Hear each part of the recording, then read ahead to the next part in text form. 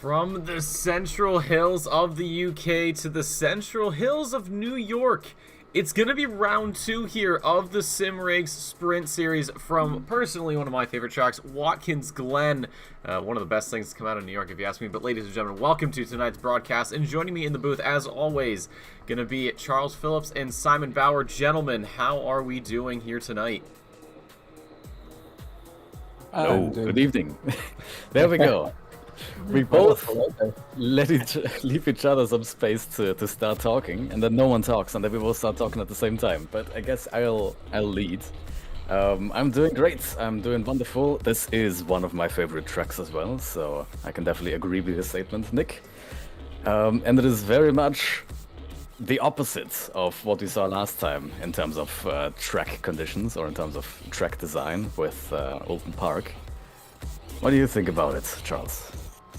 I think it's an interesting track. Of course, I'm doing very well today and excited to see the race today. Well, I certainly join you boys in that sentiment. It's a track I look forward to every single time it comes up, whether it's, in pub lobbies or it's in the schedule as we talked about last week. It's going to be a bit of a different change here. So there's no mandatory stops, which might sound like a fun and fantabulous idea until you realize it's an 80-minute race. So people will have to pit. I don't know if you guys call it the AP races, but there were some pretty late pit stops conducted by those boys. I did not watch any of the other splits, but 80 minutes, I think some cars might be able to do that without stopping. It's gotta be hard, but ever since 1.9, there's definitely a little bit more variation in strategy. I do think that plenty of cars do have a little lower fuel consumption, especially the Ferrari, for example. I think if you're really careful, if you actually focus on fuel saving just a tiny bit, you might be able to make those 80 minutes, but it's definitely not going to be easy. And I'm not saying it's probably going to be the right decision, the right strategy, because Watkins Glen is not the most tire-hungry track in the world, but it's definitely going to use your tires quite a bit. There's a lot of fast corners.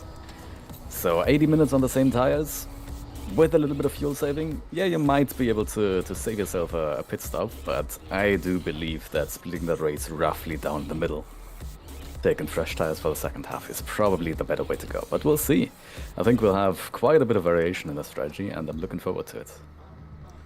Yes, I do agree with that, everything that Simon just said, and yeah, as you said, a lot of variation with 1.9 in ACC now, so we kind of do not know what to expect, but it's certain that some cars, like as you said, the Ferrari, and maybe even the BMW, can last even up to an hour and 30 minutes on some shorter tracks, like Imola, for example.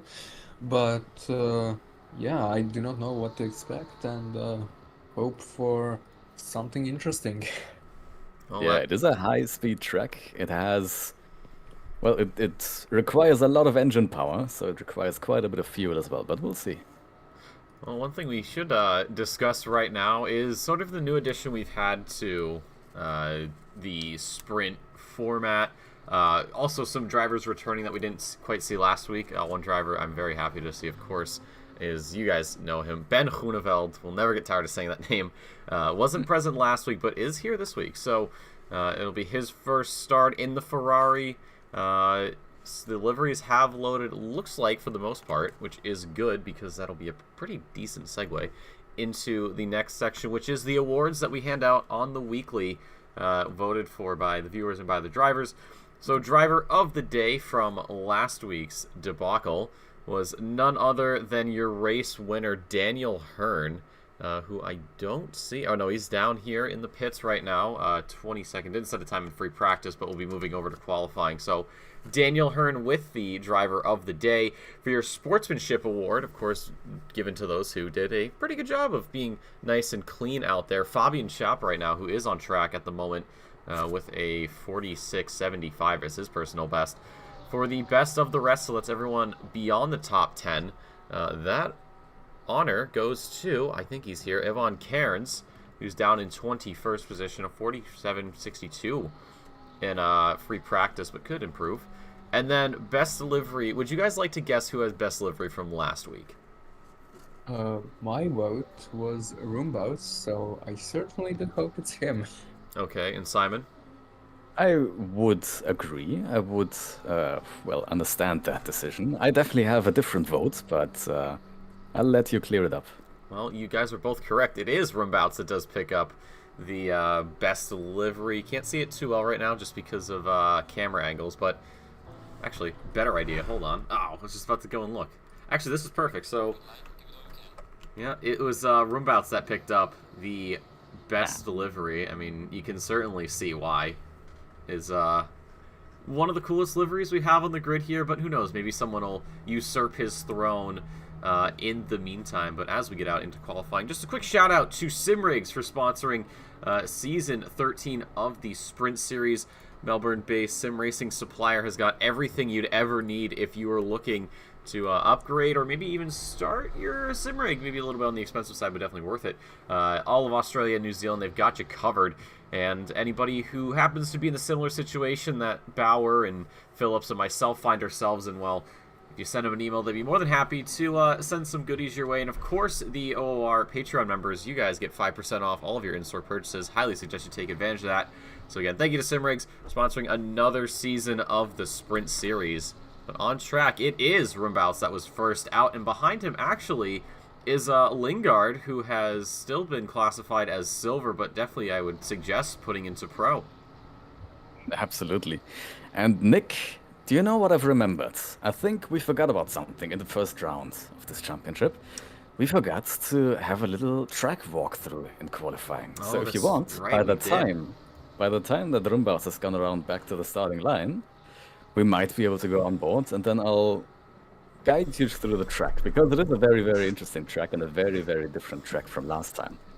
Well, that seems like a very good idea, and while we wait for that, of course, hello to everybody joining us here, wherever you may be in the world. Glad to have you as always.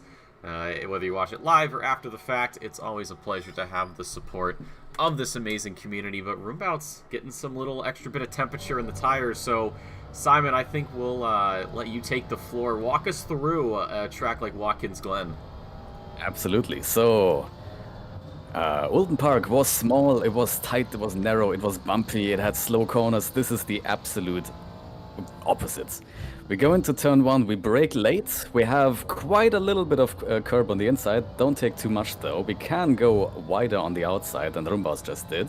So you can really carry a lot of speed through there. Then turns 2, 3, and 4 are all flat, all really, really nice and flowing.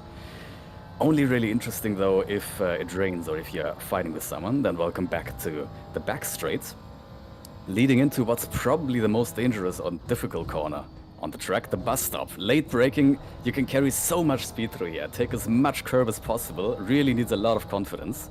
Then going into turn 5, very, very fast, very long corner. You can be wider on the exit, you can be very early on the throttle. Then late on the brakes into turn 6, hug the inside, hard to find the acceleration points, but then we go down to turn 7, which is really, really interesting. Very, very late on the brakes, very early on throttle because it is cambered and it goes uphill. Very awkward corner. You have spent a lot of time within the corner actually on throttle, so you have to be careful on the exit not to slide a little bit. Then turn 8 is probably one of the more normal corners on the track. Go down to turn 2, to second gear.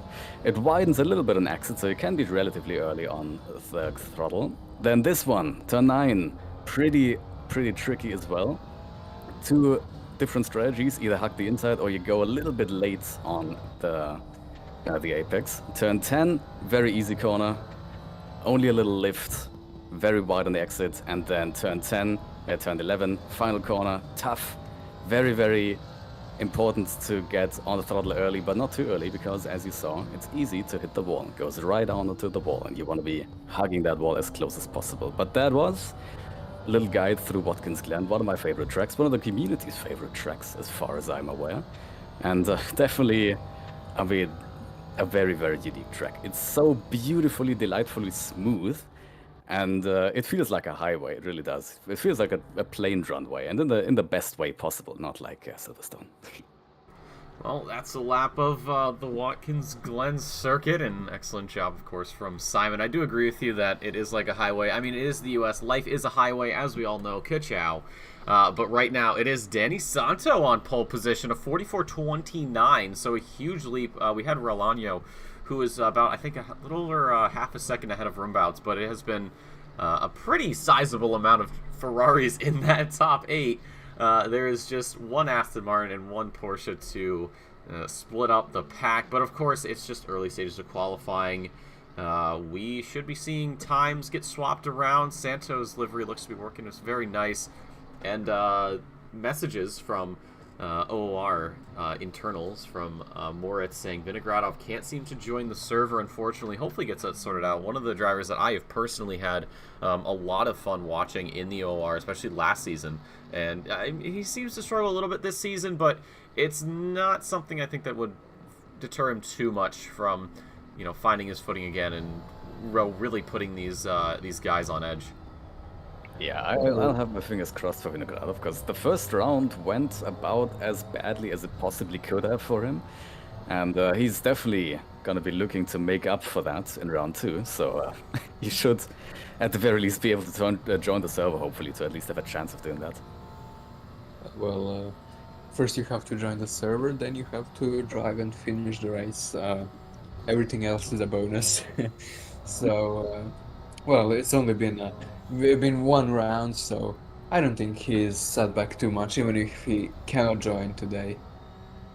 Yep, but there's always connection problems somewhere in the world, whatever it may be, and hopefully Vinogradov doesn't follow that trend. So while we have drivers going through qualifying right now, we're going to take a look actually at the results from last week. So of course it was Daniel Hearn, driver of the day, also picking up the win over Moreno, who was in second, and then Santo, your currently in P3, was your third place overall. In the Pro-Am category, it was Power, who's down in 14th at the moment, with Ippolito, actually, who's we're riding on board with right now, as he's 13th.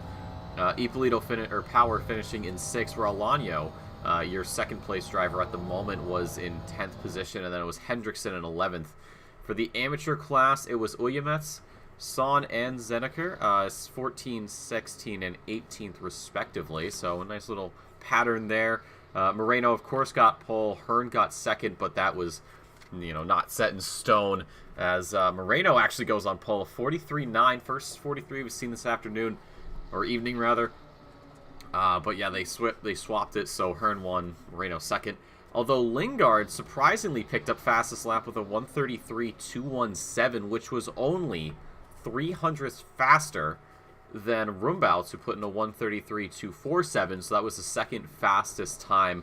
Hearn, of course, winning almost 20 seconds ahead of the pack. So for Hearn, who's sitting, I can't even tell where he's sitting. He's sitting in 4th right now, with Moreno way up the grid from him. You wonder, will that trend continue? Will it be another 20-second win for someone, or will we see a closer finish by the end?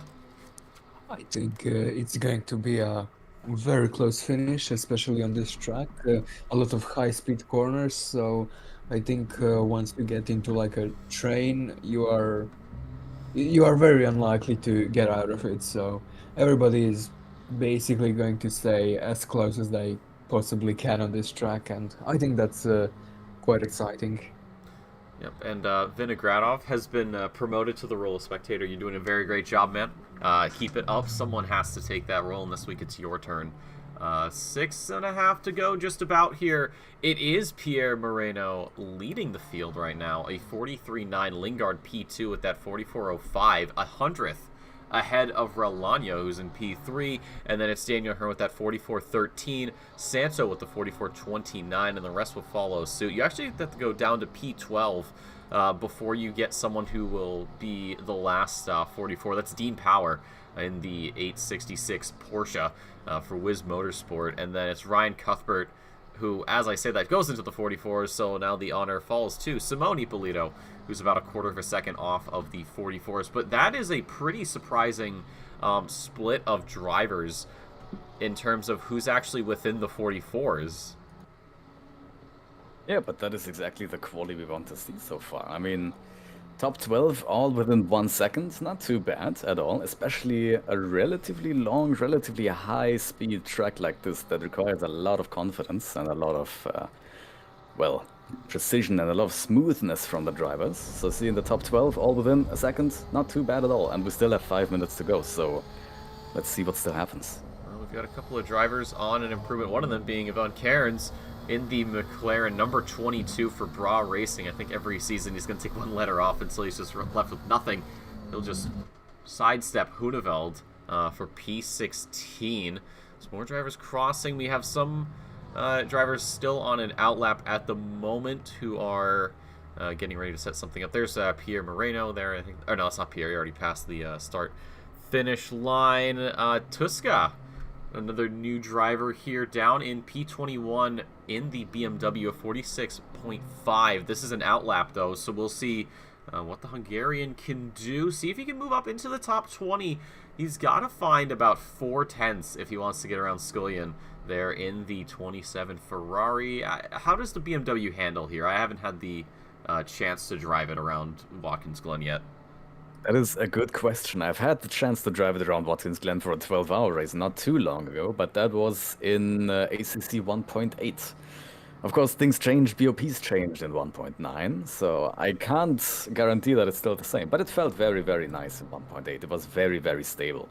I mean, the BMW is a stable and a relatively easy car to drive, but that very, very much suits it for this track, because you can very easily just go right onto the limits and use the track limits, or you know, the full surface of the track with how much control you have over the car with the BMW.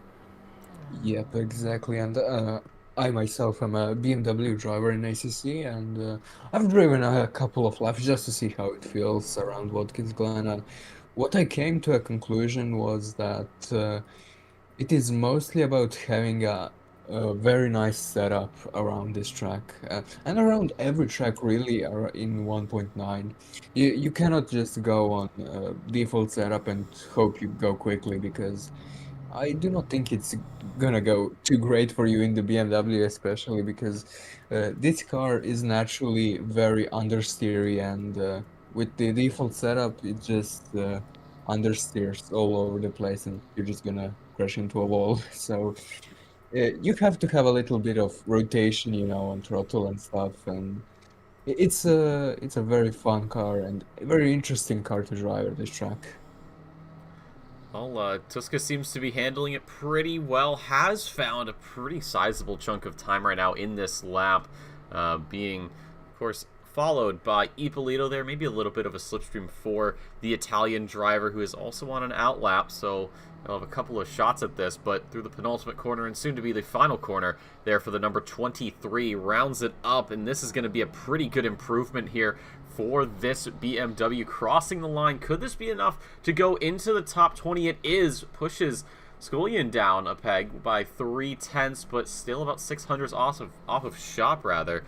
So we'll see how that all plays out, and everyone else is either behind, even with themselves, or just starting another lap. So the next closest driver, Martin Hansen from Sweden, has yet to set a time and is trying to get that done before the end of qualifying. You should have one more attempt after this, so effectively 2 laps to set your fastest time. And for Hansen, I'm not too I don't doubt him too much, but it's definitely a good bit of pressure to put on him. For sure, but so far his lap's been looking pretty good. A little bit wide in turn 6, but he's coming up to the final corner right now. Penultimate corner has looked pretty nice. Let's see how this goes. You need to be very, very smooth and very, very controlled on the throttle. And looking not too bad at all. So here we go, over the line. A 44.4, which puts him P9. Not too bad. Not at all. Definitely where I would say we see him pretty often, that high up in the rankings. Only 3rd, though, for the Pro-Am drivers. It's Rolano who takes home bragging rights for the black blocked class with a 44.04. So that's a huge jump over even Hendrickson, just by about 2/10, but it's still Moreno on pole with that 43.9. Has tried to improve, but unfortunately for the Frenchman has not been able to find the pace. Has been going pretty even with himself, but yeah, that's still a very good time there. Absolutely, and yeah, the top few places have not really changed over the past few minutes. Still a 43.9 for Moreno, and then 44.0 for Relanio. But, well, there we go. Lingard has just decided to improve to a 44.05, which is 3,000th of a second slower than Relanio.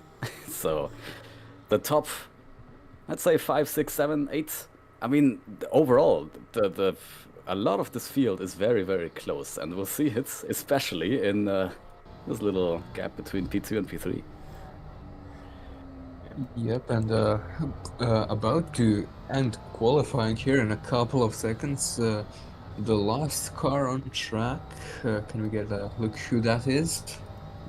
That should be number 34, which appears, if my map... Rasmus Abelstead. Yes, it is.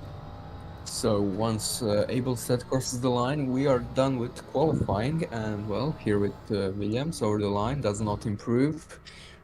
After him, it's going to be... yep, this is Abelstead. He's the last one. See Santo, who's on Yep, an Santo improvement. No, there's somebody in front of Santo. One of the McLarens. I think that's Taylor.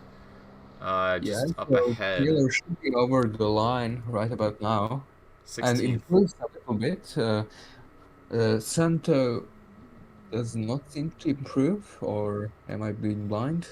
I don't think so. Or Santo, no, he does. He goes up into P2, so that relegates Rolano to P3, 800ths rather, off your pole sitter. That is one hell of a lap. Tuska right now has done pretty well in the last couple of laps, has improved up to 18th. Will it be anything more? It will be 16th.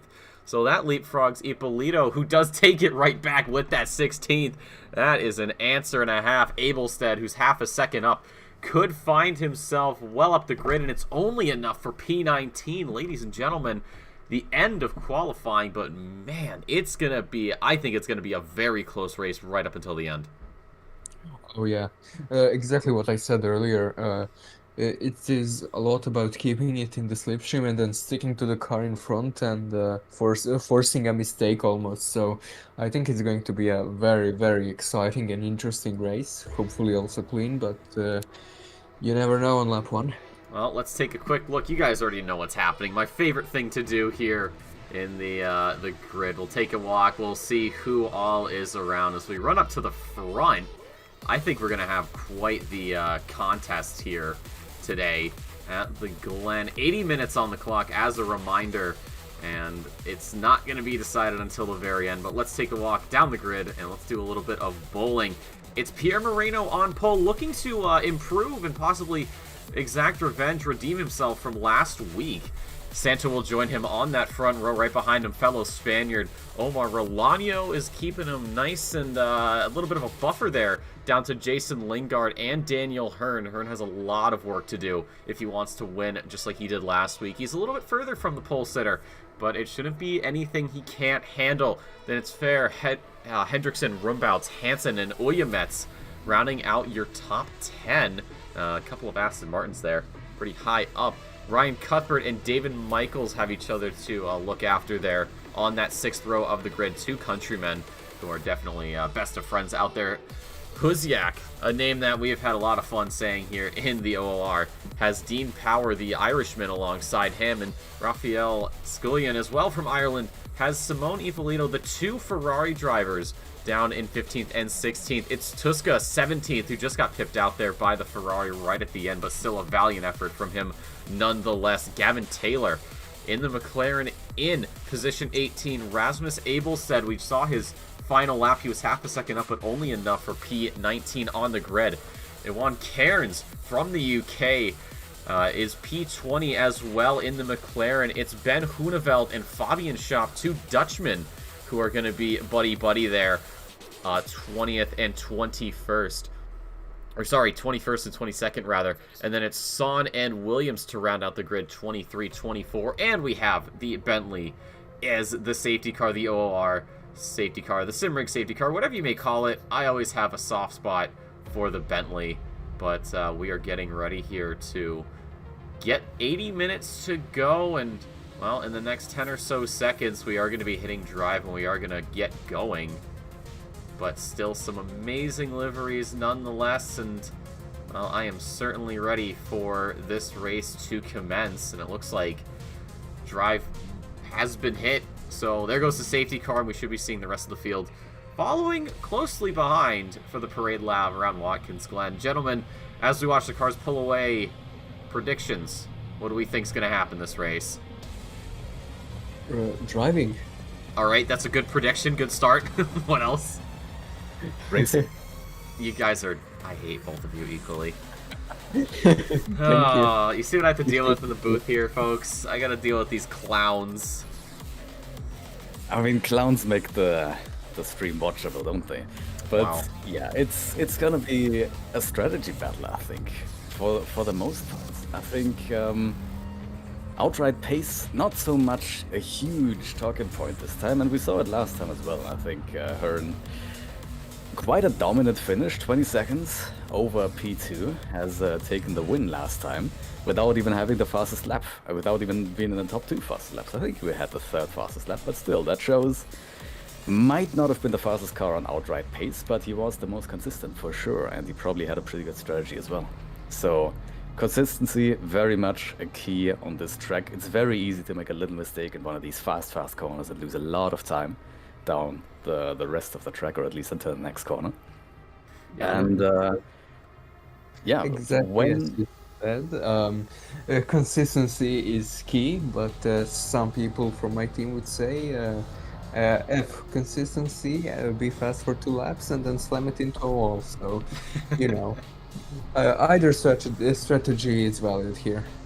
Yeah, and to sort of Right. bounce off what you said, Simon, about certain corners, the bus stop, incredibly fast, as you said during our walkthrough, but a corner that we see a lot of mistakes at because drivers just get a little too ambitious on the inside. It can easily spin the car at pretty much any point, entry, exit, middle. It doesn't really matter at the bus stop, so that is definitely going to be somewhere that I want to keep an eye on just to see how many people, if any, make that mistake. And especially with where the barrier is, it's very common to maybe spear into the road a little bit. I don't know, but we're going to be keeping an eye on that as we, I believe, are getting ready. I know we're still single file, so just a little bit more time until the safety car pulls away and we get racing.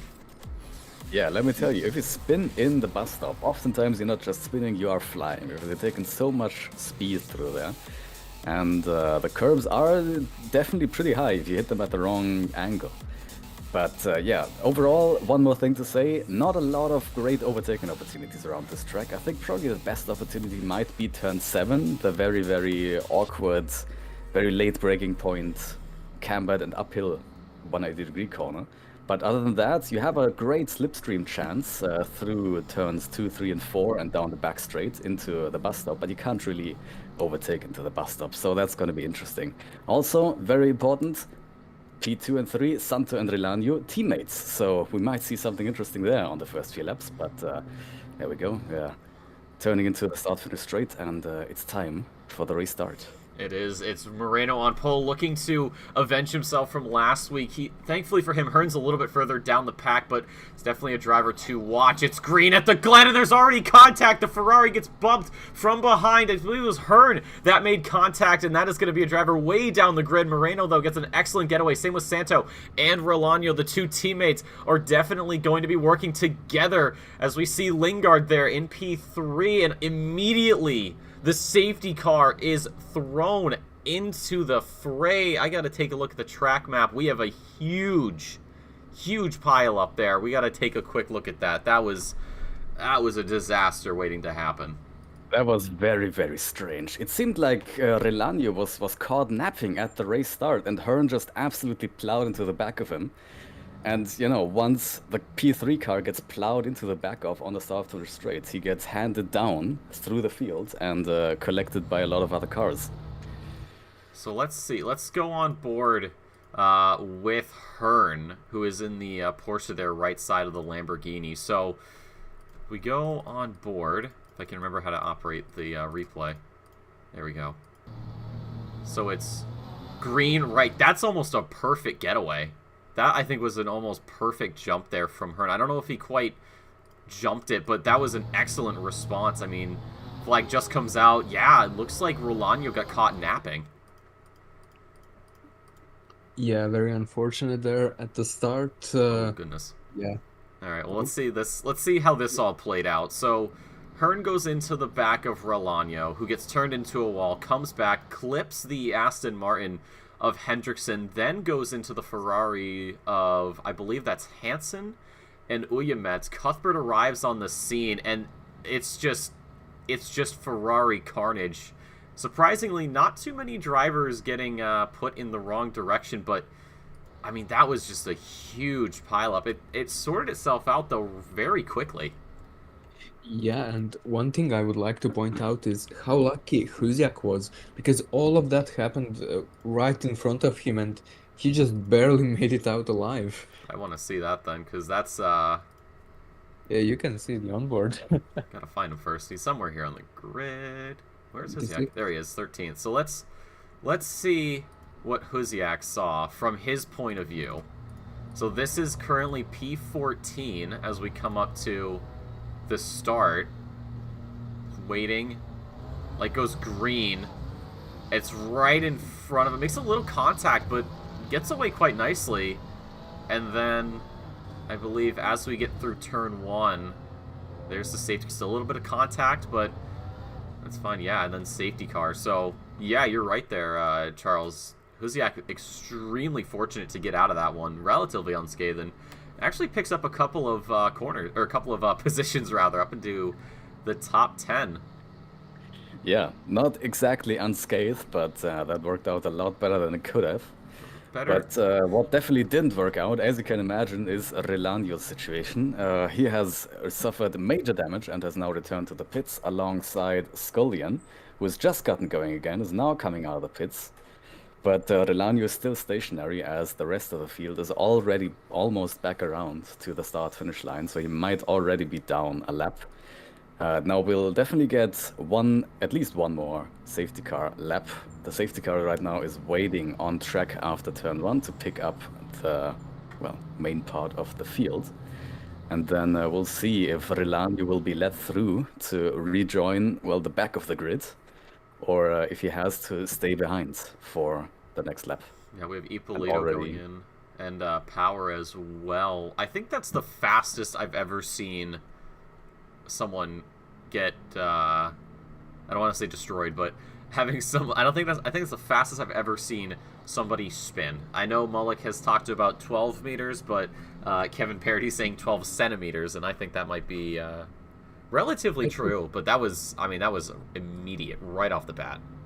We'll have to get the measuring stick out, but it's definitely very, very quickly. I mean, usually Monza takes that place with its turn 1 shenanigans, but we didn't even get to turn 1. We got just barely past the start-finish line.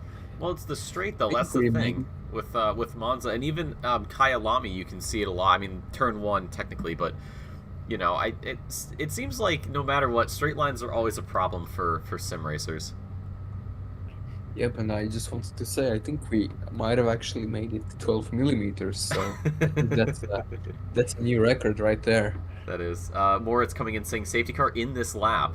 So it looks like Rolano's still in the pit lane. There is Power, who's out, so he'll have to rush back to rejoin the field. Of course, once the safety car is away and back into the pits, it'll be up to Moreno to have control of the field. There's actually a very big gap right now between Moreno and Santos, so I'm sure that the race director calling out to close the gap up a little bit, which is happening. And obviously, right now, there are no safety cars pre-programmed into ACC, so this is all done by us, and that can only mean one thing, and that is these cars have collision on, so it is extra important that these drivers are careful with themselves. And if they make contact, there will be penalties dished out, and we should be waiting on some possible penalties later on in this race for that lap 1 incident. But for right now, things are looking pretty clean. The latest penalty is from a few hours ago for AP. But, gentlemen, it looks like the safety car should be in this lap, and we'll get racing again. It should indeed. And Relanio has just come back out of the pits.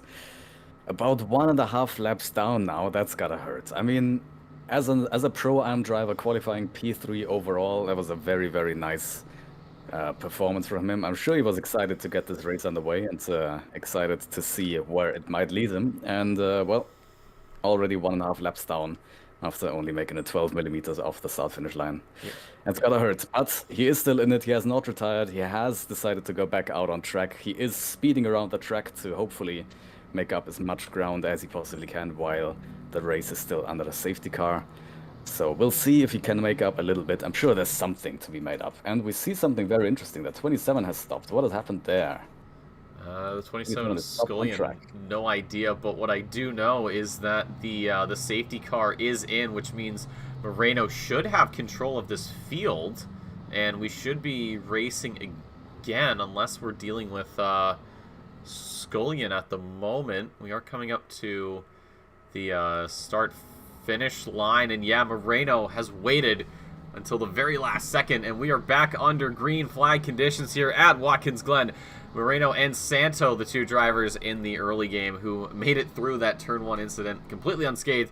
Outside of that, everybody's been shuffled around. Lingard already making some pressure over on the Spaniard for position number 2 as we head up through these fast flowing corners. We look further back in the pack. Drivers single file all the way through, and we should be seeing some tires coming up to temp here. Daniel Hearn will hop on board with him in the Porsche. 6th position through the bus stop. Does it quite nicely. There's Rumbouts in the rearview mirror, and just behind him, the other Ferrari of Cuthbert. But, gentlemen, we are back up and racing, and it looks like we may have lost Scullion. So that is a driver already down and out of this race. But 70-some-odd minutes to go here at the Glen, and things have been turned on their head. Yeah, I'm not sure what has happened with Scullion, but I hope he's alright, because he did very suddenly just stop under the safety car and immediately leave the server. So we'll see if we can check up with him after the race, but I do hope everything's alright there. Yep, of course we hope everything is alright with Scullion, and well, we are finally going racing here at Watkins Glen, and I think that safety car might have actually played into some people's hands with the strategy. Absolutely. I mean, you did have a little less fuel consumption under the safety car. When you're going that slowly, you do consume less fuel. So, as we were saying, I think those 80 minutes might just barely be possible to make with one tank, as long as you're a little bit mindful of your fuel consumption. The safety car has definitely made that a little easier, especially for those few drivers who have stopped under the safety car and might have already fueled up. Only about, let's say, 74, 73 minutes to go on one tank. That is definitely possible now in 1.9. So we might see a few drivers now go to the end, or at least a few more than would have gone to the end without the safety car. Yep, and Uyamet's already battling with Shop for position 16. This would be for 3rd place in the amateur class. Both of these drivers showing their stripes. Shop, someone we're very familiar with. Uyamet's a debutant here in the Sprint Series. Has a slipstream, pulls to the inside here at the bus stop, but does not want to risk it. Backs out of that corner. Definitely hard to overtake from a position like that at the bus stop chicane, but smart drivers will know when to just sit back and wait. If the pace is there, just slowly reel them in and go off of that. Rasmus Abelstead as well finding himself with a little bit of, well, battles ahead of him, as we have Taylor there on the inside in the McLaren, and up ahead of that is Huneveld, who's going to happily let these two battle, and Abelstead round the outside, gets the move done up into P14. That was an amazing move from him, and he's going to be eyeing up Huneveld for P13. I mean, this is a track that very, very nicely suits itself towards these heavy battles. Like I said, it's not easy to launch an actual overtake. Usually, you have to have quite a bit of a pace difference, and you have to set up the overtake a few corners in advance. But once you are side by side, then this track is about as good as it gets for side-by-side battles, because the corners more or less just completely alternate. You have a right-hander where one car has the advantage, then you have a left-hander where the other car has the advantage, and so it goes back and forth. So I do hope we'll see a few of those battles. We do definitely have quite a nice pack that we are looking at right now, led by Sound.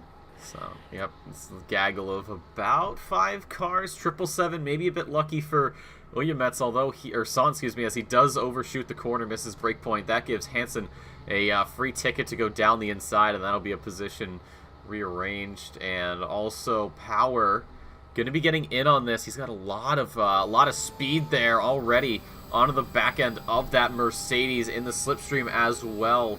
I don't think he'll be going for a move into the chicane. He pulls to one side, the Mercedes as well.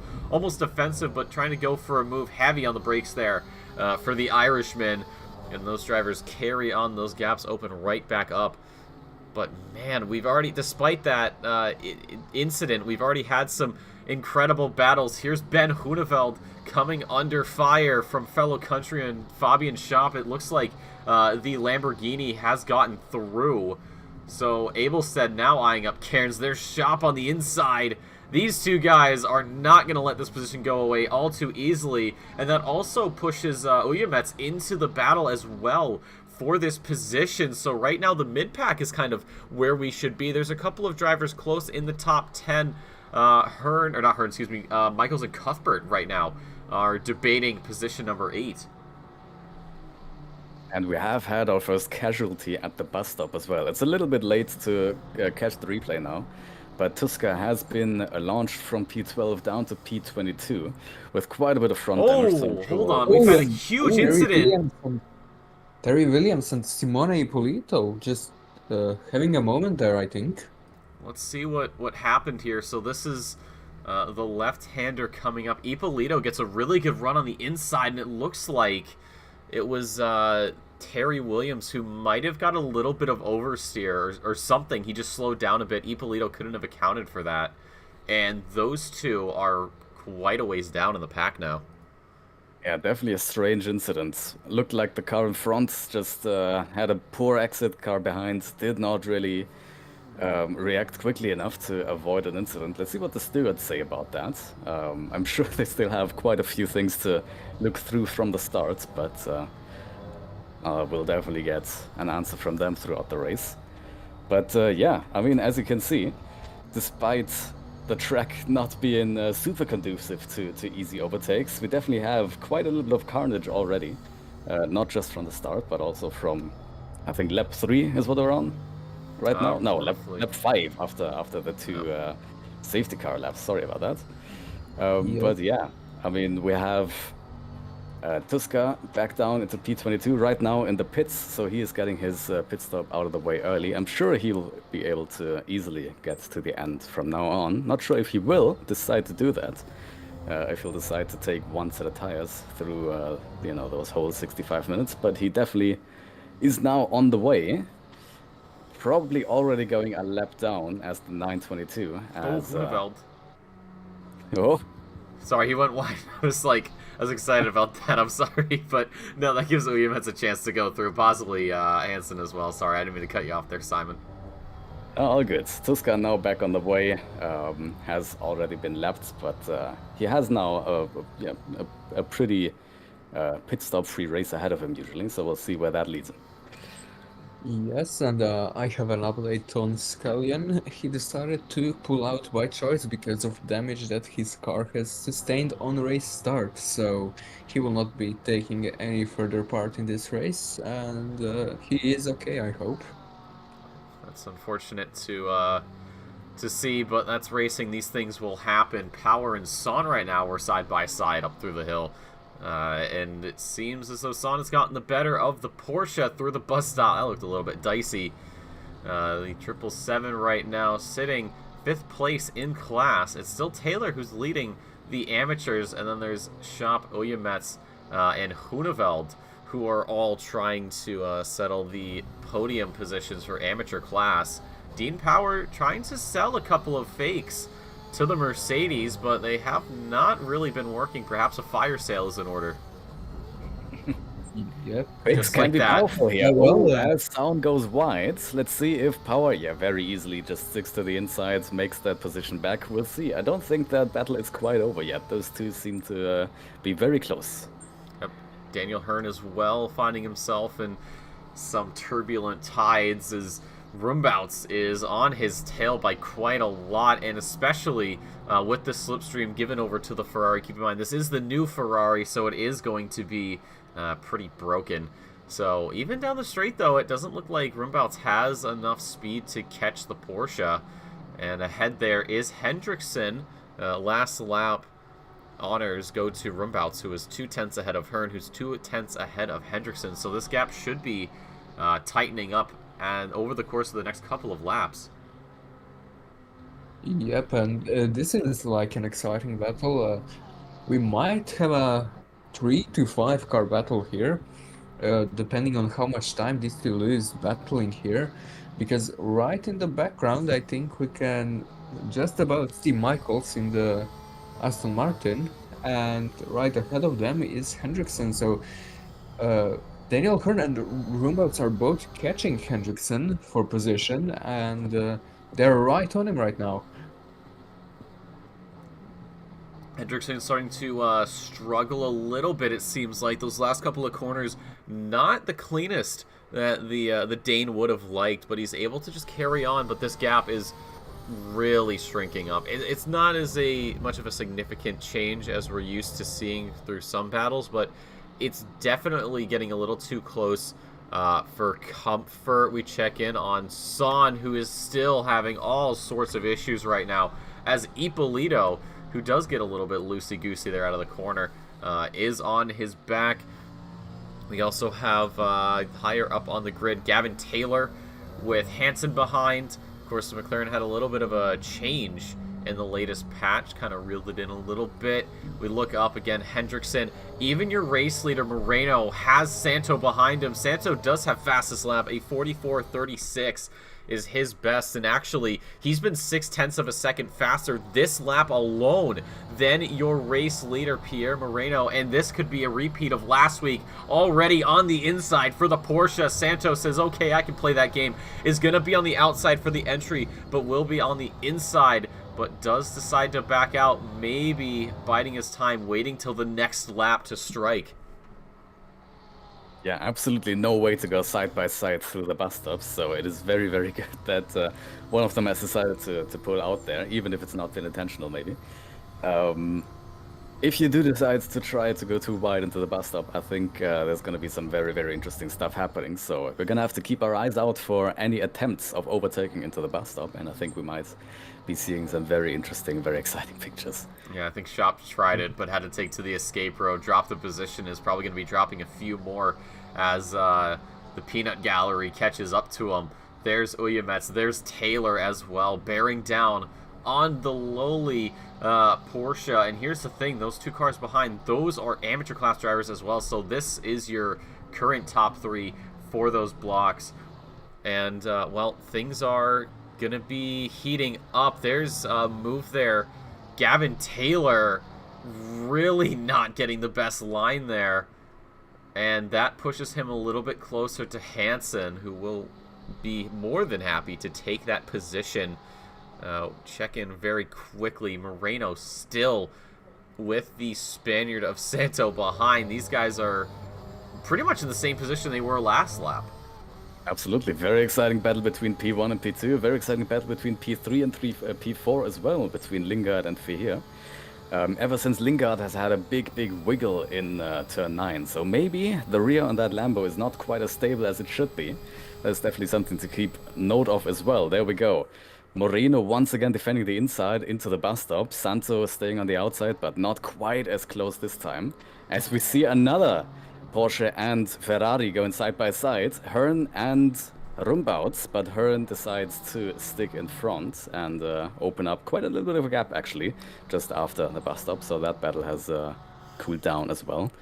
And there we go, the next one. Porsche and Ferrari once again side by side going down the back straight.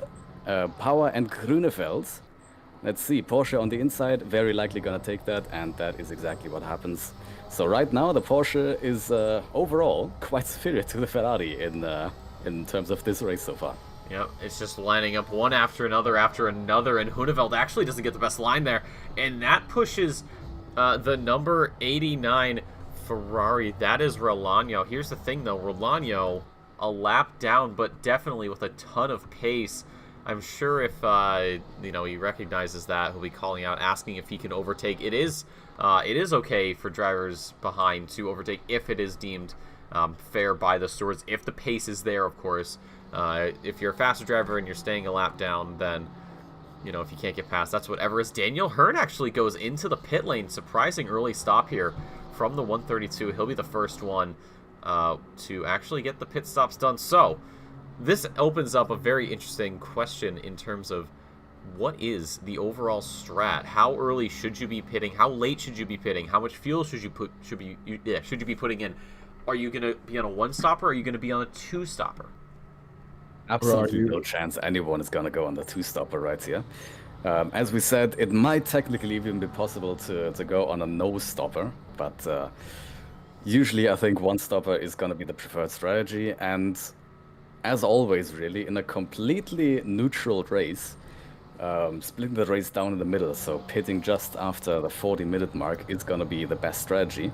But that doesn't take into account possible undercuts, getting into traffic, maybe destroying one set of tires a little quicker than it should have been destroyed. So who knows what the strategy is right there with Hearn getting in that early into the pits, but he might be very, very confident in his tire wear in the second stint, or he might have been a little, problematic with his tire wear in the first stint. And we have just had an interesting incident in the bus stop once again. Grunewald backwards into the wall, and the other car that has been affected there was Relanio. Oh, cut it a little bit late.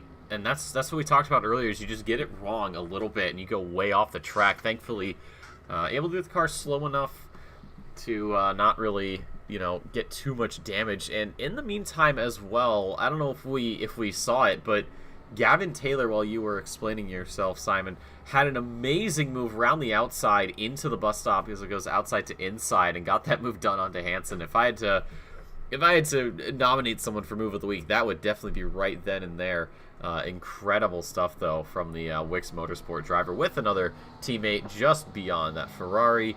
But back out on track is Daniel Hearn. So 57 minutes on one set of tires is definitely going to be a lot. Up ahead, there's a bit of a touch there. There's Abelstead coming to blows with Uyemets as he goes down the inside, but it is Uyemets, but Uyemets doesn't get the best exit, and that actually puts him in a very tricky situation. On the left side of the screen, you can just barely see the Lamborghini, and then in the little rear view screen there, just on the inside of the netting, you can see the Porsche of Shop all over him. So this is going to be into the chicane.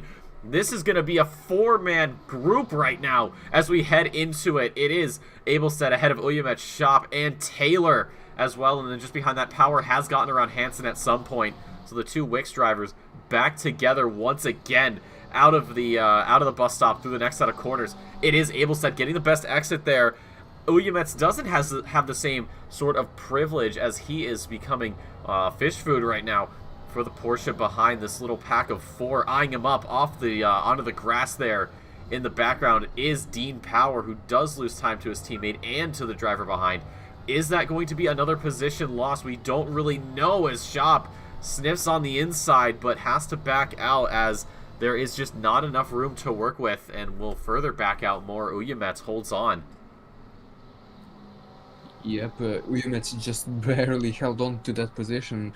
Shop was all over him for about a lap, or almost that. So it was quite impressive defending, I would say, and maybe Shop was just being a little bit too careful going around the circuit, but better to be safe than sorry. Exactly, I agree with that. Hansen goes into the pit lane, so he's going to back out of this battle. Decides that he is going to wait for another day to get something done. Dean Power right now, P15 in the slipstream, just looks to the inside. He's not going to be close enough for any sort of move, although does get a better entry, and that's going to pull him alongside his teammate as we go door to door up through turn 2, and the move is done even before turn 3 even becomes a thought. So a slight position change for Wiz, excuse me. And up ahead is, of course, Fabian Shop, Uyemets, Abelstead. These three drivers are going to be getting ready to go out. Rolano into the pits now. This will hopefully be the last stop of the session, but man, it's been an unfortunate race here for the Spanish driver. One certainly to write off, but thankfully the car looks relatively clean. Yeah, more or less. After he has teleported back to the pits, and now it seems left the server. So, yeah, not going his way this race today after quite a nice qualifying. But fingers crossed, things go a little better next time. But it was good to see the two, in my eyes, prettiest cars on the on the entire grid, right behind each other, with Power and Taylor. Yep, two teammates. Definitely a very solid livery for both of these cars. I always like when we have drivers who do a little bit of teamwork. We have it in NA as well, so it's not entirely uncommon. I think it's also an AP in a couple of spots. But yeah, it's been a good race so far after that incident. Moreno, though, still leading. Just a little under a second ahead of Santo, who has lost a little bit of pace here. Fastest lap still a 44.36 for Santo, and then Moreno's fastest was a 44.6, so 3/10 in that last lap. Santo must have missed a corner or something, because he's about his last lap was about 3/10 down. So for Moreno, that's a good sign. But the problem is that gap that was just into the bus stop at about a second has come down already a couple of tenths. So do we see? And Michaels has had a big spin coming out of the bus stop. So he has been demoted down from P7 to I don't even know where. Rejoins after Hosiak, so I'm guessing that is going to be P11 for him right now. Oh, goodness. Yeah, on the inside, unsettles the car. And, I mean, the Aston Martin, it's a relatively, it's a very stable car. It's a very good car overall if you're getting into ACC. But, yeah, just cuts it on the inside a little too much. The car was bouncing around and just didn't have the lineup for the exit, and then went onto the grass, just caught a little bit of it and spun around. So down in P10 right now. So not too far down, surprisingly, but definitely hurts for his campaign. So he'll be looking to right his wrongs and get back out there and try to recover some positions later on in this contest. 51.5 minutes to go here at Watkins Glen. Pierre Moreno is in a much more precarious situation as both of them run a little bit wide. Santo, the widest of them all over the Porsche. Do we see a move at some point in the next couple of laps, maybe even within this lap? We have almost seen a move on the last lap already. This battle has definitely heated up quite a bit again. Santo almost wanted to try a little something into turn 10, into the fast left-hander, just before the final corner, where both cars decided to go wide. Santo! And Santo just goes off track and into the wall. That is very much unfortunate there. And rejoins, I think, P6. P5. So let's take a look at this again. So into the chicane, it's the inside. I saw that first little bounce, and I knew that was gonna be it. But thankfully, just grazing the wall, and that's sort of what we saw actually with Michaels. He had the same weird bounce on the inside corner, completely unsettled the car, and couldn't grab it in time. Down to P5, but that is gonna be a huge dent in the armor. Yeah, that was just too much speed carried through the bus stop. You could see how quickly he was closing in on Moreno. So the car just could not handle that much speed going over those curbs, and that is the ultimate result of that. But you could see that coming from quite a few laps away already. That battle has definitely heated up, and you could see corner by corner, both of them just got more and more aggressive and wanted that position more and more desperately.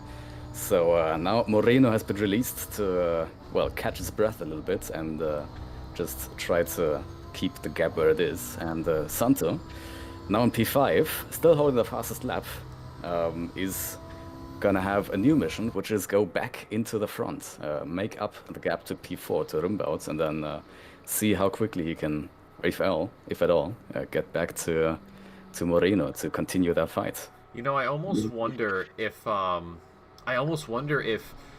Santo was getting a little bit impatient, because some of the exits he had were really good, had a lot of speed, and then in the slipstream. So I'm wondering if, maybe he got a little bit impatient. Charles, you wanted to comment? Yeah, I was just about to comment on the battle that we are witnessing right now between Fecher and Lingard here. Battle for P2 on the grid. Yes. Ooh, slide there. Yeah, but yeah, battle for P2 and about the incident with Santo and Michaels, I think it was exactly what I was saying earlier in the broadcast that wow, that's a lot of bouncing there from Feher. But yeah, what I was saying was uh, earlier in the broadcast, I was saying that the setup matters the most on this track, and I think that has just been proven because you really need a setup to handle these bumps and just to get good corner exits without dying. So uh, Moreno seems to be doing the best job at that right now. Yep, just 7 or so seconds ahead of second place. These two guys starting to come to blows a little bit. Checking back, Abelstead in P11 has Oyemets behind. We do have penalties coming out. Michaels and Hearn picking up 15 seconds each for collisions on lap 1, so we have seen the fruits of labor there. Hansen, it looks like letting, I can't quite tell who that was through. I don't think that was a faster driver. That was, or was a faster driver, but that was, I think maybe blue flag or something. Either way, drivers already starting to catch each other.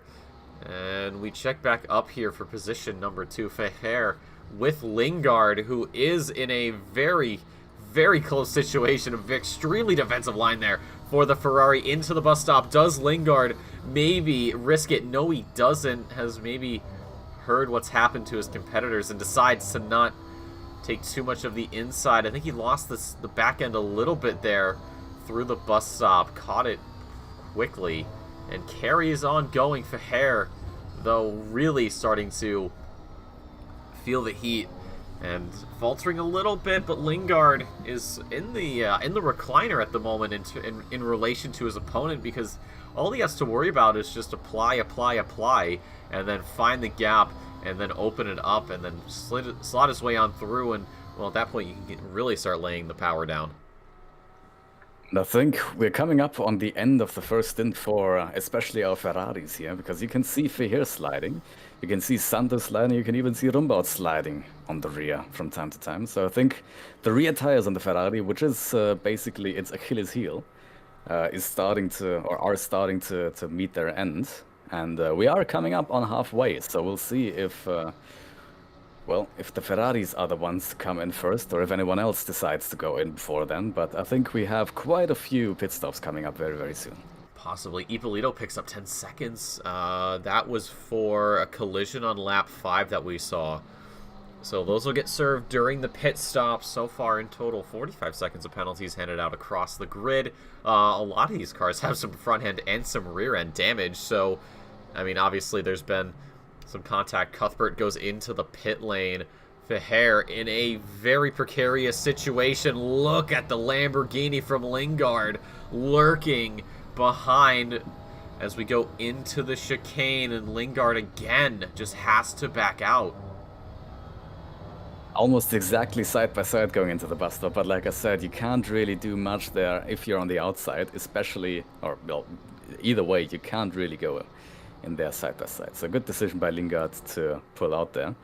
And I'm sure he'll get plenty more opportunities. I mean, this seems to be a very, very hot battle between Lingard and Feher. And same goes for the battle between Power and Abelstead right now. Yep, Abelstead a little bit of a wiggle there.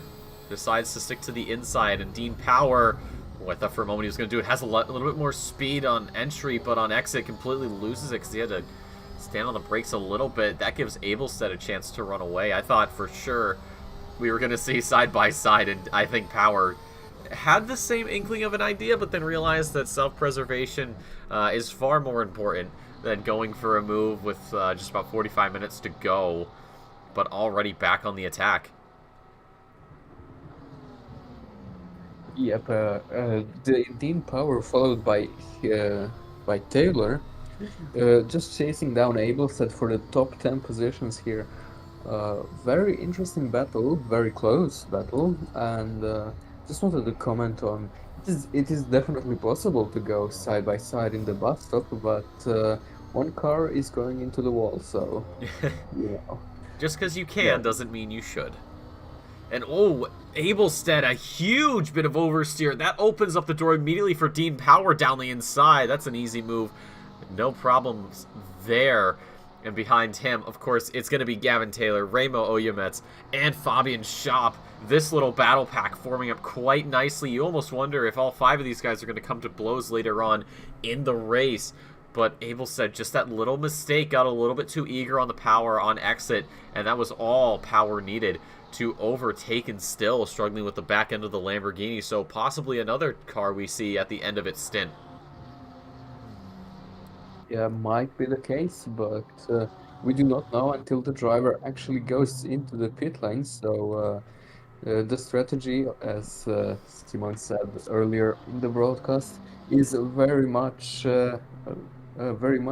different in 1.9 than it was in 1.8. So we might see some interesting things from some of the drivers, but we might see just regular stops. So we don't know until we see them. Yeah, and Tuska picking up a penalty. I'm not quite certain what that's for. It hasn't popped up. It's only 5 seconds, though. Normally these penalties come in through a channel that we can see here in the Discord. But there's always a reason, but if there isn't, you can only wonder if it was maybe a missed input or something from the stewards, as Oyemets, another Ferrari driver with that back end stepping out, catching it. And Schopp can't really close that gap up. So, yeah, we should be seeing more pit stops coming through here. 42.5 minutes to go here at Watkins Glen. And I have been very happy with this race so far. Lots of battles across the field for the last several laps. Absolutely. I would expect most of these drivers to come in around or just after the 40-minute mark, which is going to be very, very soon. We've seen a few of them coming in early. I think we'll see a few of them staying out until very, very late. I'm not sure if anyone's going to be crazy enough to actually try the no-stop strategy, as Abelstead has just come in. So I think major pit stop season has just begun.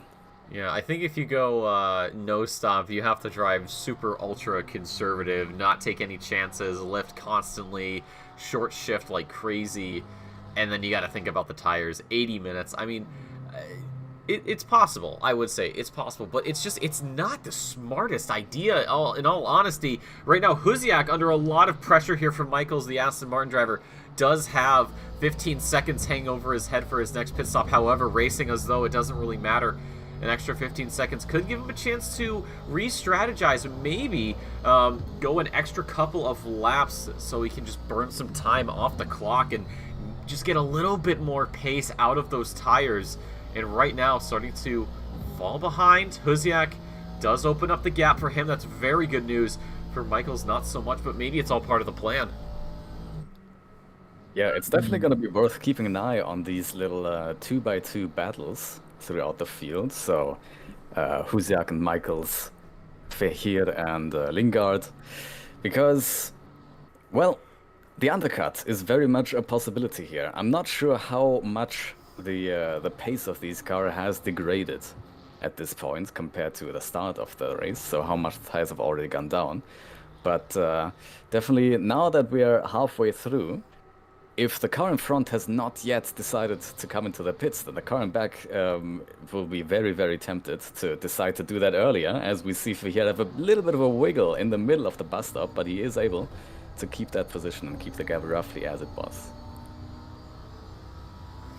Yep, exactly as you said, Simon. It is a very powerful strategy to go for the undercut if you are able to do so. Basically, what an undercut is, for somebody that doesn't know, it's when you stop earlier and hopefully overtake the car in front of you on the pit stops, basically. So I think Lingard might be looking to do that, as well as Santa and Rumbouts, who aren't too far back from them. So we'll see how the strategy plays out with about 40 minutes left in the race. Yep, we had Michaels Schopp into the pit lane, so the penalty for Michaels getting cleared, so he'll be back out in racing here very shortly. So let's see if Lingard maybe goes for it. I don't think so. Rumbouts, I think Rumbouts is going into the pit lane. He should be. He pulled to the inside very early. Yes, he does. So that's going to be hopefully the first and only pit stop for the Dutchman 40 minutes to go. Hendrickson is well into the pit lane. And just on exit, we do see Fabian Shop, so he'll rejoin with some blue flagging in his face. Ippolito, Hearn, and Tuska have penalties they still have to serve here in their first pit stop, but things are really going to get interesting as all these cars start shuffling themselves around. Yep, I do agree, and well, things are already getting interesting as Rumbats and Hendrickson are into the pits, which, just as I said, might be the undercut that we are seeing right here from Rumbats, so just have to wait for Lingard and Feher to pit to see how things play out. Yep, I think a lot of strategies got switched around following that lap 1 safety car. Like I know Simon said during that period, you have less fuel being burned, you have less of your tires being used, and the positives on top of that is the clock will continue to tick the exact same way it has. It does not care whether or not you're racing or you're under safety car. The clock will continue to tick away 1 second per second every second until the end. So some drivers, I would bet, have pushed their pit stops back later than expected simply because of that factor. Absolutely, that is a point. And while you would expect, looking at the battle between Lingard and Santo, you would expect, sorry, not Lingard and Santo, Fihir and Lingard, you would expect at least one of them to have already gone into the pits, try that undercut. But then you got to consider, it also comes down to what you've kind of locked yourself into at the start of the race, because you do have to make that decision just before the race starts. How much fuel do I take? How long do I want to carry out that first stint? If you go high fuel, as things might get a little bit hot here, as Lingard is already coming up onto the back of Fihir in turn 4, but now has to dip out of the slipstream again and can't quite catch up. So things stay as they are for now as we go through the bus stop. But yeah, they have already had to make that decision before the race starts, deciding to either take about, let's say, 70 liters of fuel, 70, 75, 80, to make that 40-minute stint, and then basically force themselves to go into the pits at that point, or take a little bit more fuel and then have a little bit more, freedom to decide your stint or your pit stop when it comes up, but also obviously carry more fuel for the first stint and have a little bit of a heavier, slower car. So both Lingard and Santo have obviously decided to carry a little bit more fuel than they might have needed. But let's see if that is actually enough fuel to make it until almost the end, or if that is just enough fuel to go a little bit past that 40-minute mark. Yeah, that's a really good question to ask. Is Cairns and Taylor in the pit, Son in the pit as well. So these two guys, I almost wonder if they're playing a game of chicken. You know, whoever goes in first is going to be at the disadvantage. Lingard, oh, I think Lingard's pulling in. Yeah, Lingard. So Lingard's going to pull the trigger here, go into the pit lane, the attempted undercut, and it makes you wonder, does Fahir see that? Does he decide to go in as well? Santo mirrors the number 44 driver. So how does this play out? How does Fahir respond? How does this lap for Fahir go down? Does he really start to push it? Because the problem is, if he does push it, yes, he is going to gain time, but he has an increased risk of spinning this car. And as you said, Simon, the Ferrari, that the rear tires, it's Achilles' heel. And on a track like this, while not as tire hungry as Oulton Park, still does a considerable amount of work on those rubber tires. So, yeah, the question is, does Fahir push? And if so, how much? I doubt he's going to be pushing any harder than he was, because he already had Lingard in his rearview mirror for quite a while, pushing him on. So the logical thing is not to push any harder than he already was. The logical thing is to just drive that additional lap as you would normally, and then come in just on the next lap right after Lingard. So to just react as quickly as possible to the undercut, because the dangerous thing about the undercut is not only the chance to have a faster pit stop. Obviously, both of them are going to be doing all they can to execute that pit stop as quickly as possible, maybe taking a little bit of risk on the pit entry. We'll see about that. But then, obviously, the big thing about the undercut is whichever car comes in first will then have the fresher tires. So if, let's say, Lingard comes in first, takes fresh tires, Fahir is forced to stay out another lap. There you go, he comes in. So just what I predicted is going to happen. Yeah, Fahir was driving that lap still on old tires. So by definition, those old tires just have less grip than Lingard's fresh tires. But you do also have to remember, now in 1.9, the fresh tires take a little bit more time to come up to temperature. And we saw that just then. Lingard had a big little bounce in the bus stop. So that definitely did not well, do any good to his speed over that one lap. So it really depends on which driver was faster over this single lap that stands between Lingard and Fahir coming into the pits. And I would predict that Fahir was able to execute that lap a little bit faster because he was just able to, you know, stay in the rhythm, stay on his old tires. I'm not certain. Lingard's just coming up to the end now, and even though he was caught behind Ben Huneveld a little bit, I don't think it's had too much of an effect. Fahir just now is leaving the pit lane, and you wonder, where is the pit exit line? And I think the answer is not quite far enough as Lingard moves through. So Lingard, the undercut, extremely successful as he pulls a massive gap to himself, or from himself to Fahir, who does come out position number 8 and behind the Aston Martin there. I don't believe that's Hendrickson. It is Hendrickson, actually. So he's got to get through Hendrickson first if he wants to get back to Lingard. I'm very surprised by that, to be honest, because Lingard's outlap did not seem that especially fast.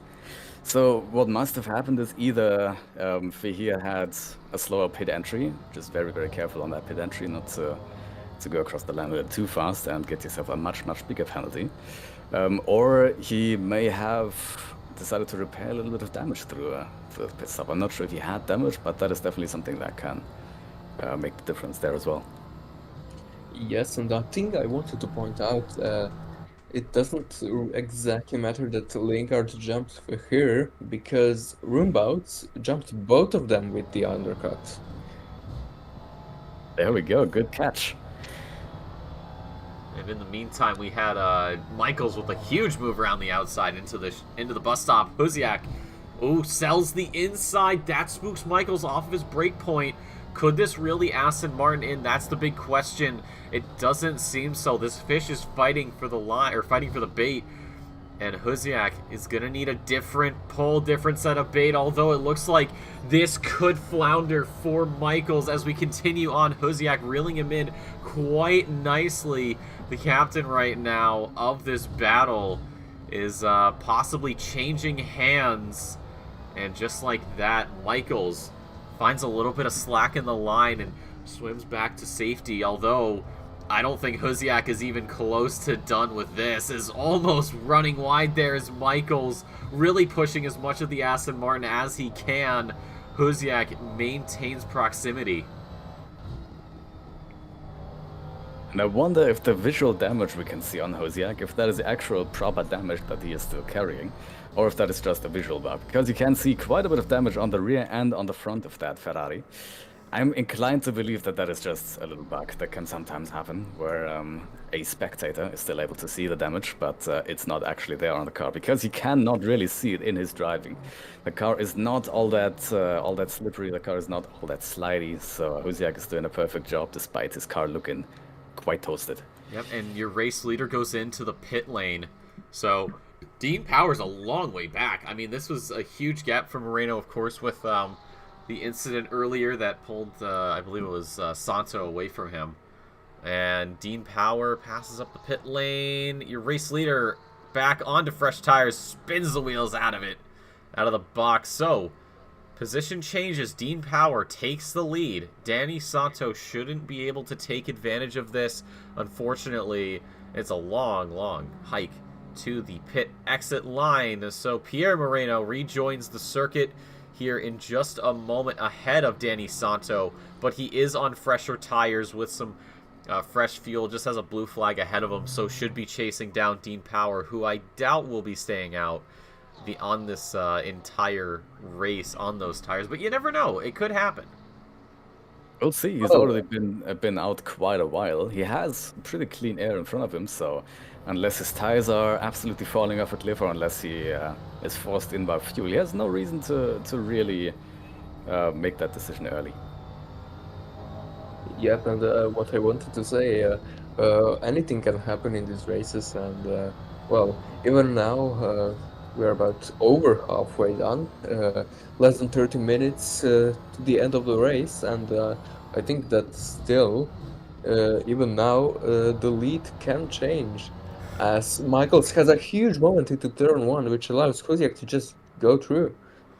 Not quite though. That the back end, excuse me, the Aston Martin was what stepped out. That gave Huziak a chance to have a little bit of fun here. But even with that, it has not been the easiest position to take. Side by side down the back straight we go into the bus stop chicane, and Huziak somehow is not able to capitalize on it and has to settle back into P11. Michael stays in the top 10.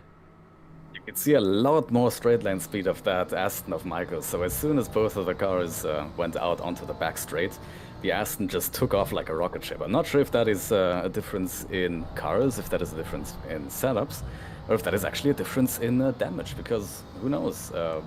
One of the main ways that damage on Huziak's car that we can see would manifest is by slowing him down on the straight. So maybe he does have damage after all, and it's not a bug.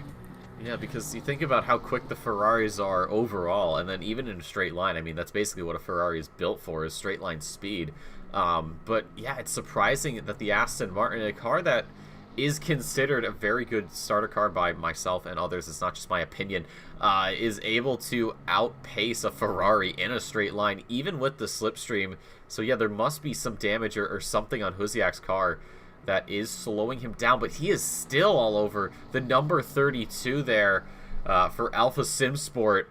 As we carry on another lap, these guys passing up the pit lane. There was a yellow flag. Not certain who that was. The 777 car of Son.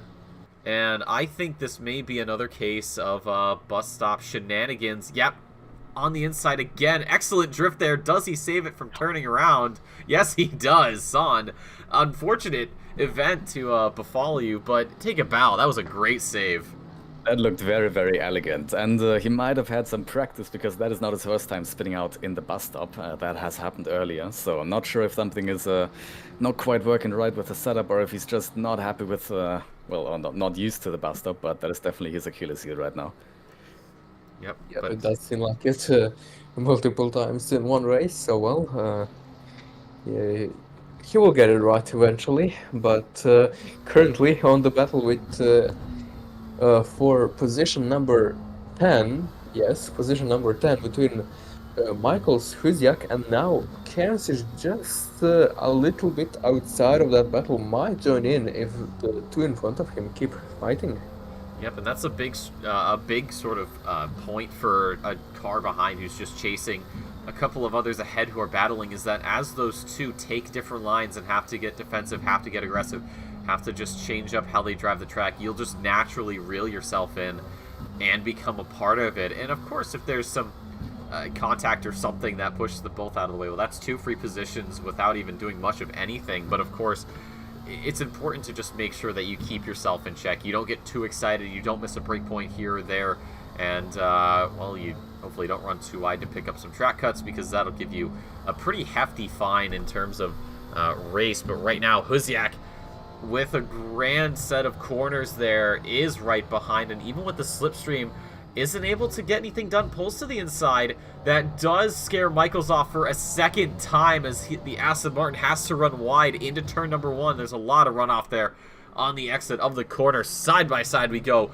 up through 2 and 3, and then soon 4 onto the back straight. Huziak has an excellent run, but it seems like that damage is playing a huge factor because he's not able to capitalize on all of it. And look, it's Cairns in the mix as well on the inside, backs out into the bus stop, although it is Huziak who runs extremely wide onto the grass. And for Cairns, that's one position in his book and one position closer to a top 10 finish. That was impressively well executed by Herc Cairns, even if it might not have been intentional. He did quickly peek into that insides inside position there for the bus stop, but did then obviously decide to pull out again. But I think that might have scared or distracted Husiak enough to completely mess up his bus stop and give the position to Cairns for that corner then. And you know what? I'm starting to believe that the difference we've seen between the straight line speeds of Michaels and Husiak is mostly down to setup. You can see how much quicker Michaels is on the straights. We've commented on that before, but it's also getting quite obvious that Husiak is absolutely superior in the corners. So I'm thinking that Husiak, not sure if it's down to the car itself or down to how they've set it up, just has a lot more downforce in the corners, which is then, in turn, keeping him back on the straights. And that is quite an uncomfortable position to be in, because you will then be stuck behind the car in front that's faster on the straight in the corners, where it just does not have enough grip to compete.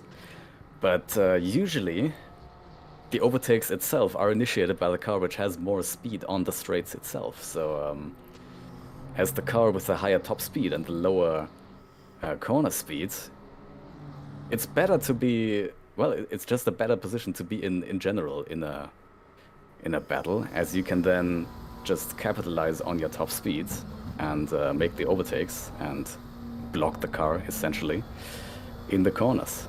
Yeah, Cairns, you can see that speed really coming into play there as he's already gapping Husiak and was pulling into the neighborhood of Michaels, but the back straight just not long enough to take advantage of that.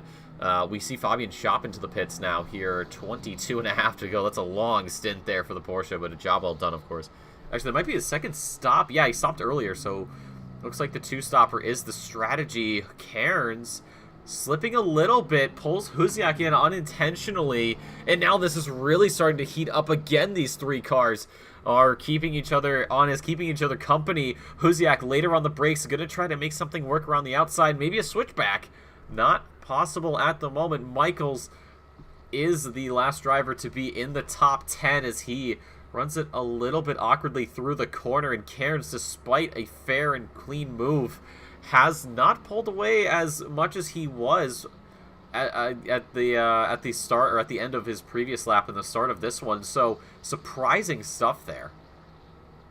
This is definitely the battle to watch right now, and the two-stopper, I definitely gotta disagree. That is not the way to go. I mean, it might be a handful of cars that might be trying to do that two-stopper out of necessity, but that is definitely, just in general, throughout the whole race, going to be quite a lot more costly than a one-stopper. As we've seen, Cairns have a huge slide coming out of turn 1, and Husiak quickly pulling up to the back of Cairns, but as we see, in the acceleration zone, absolutely no chance for Husiak to stay there, and he quickly falls back. So it's not just Michaels that has a faster car in the straight line, but maybe a slow car in the corners. It's Michaels and Cairns. So maybe Husiak is the odd one out and has, well, unlike the two cars in front of him, decided to go for a very, very high downforce setup as Power goes into the pits, finally.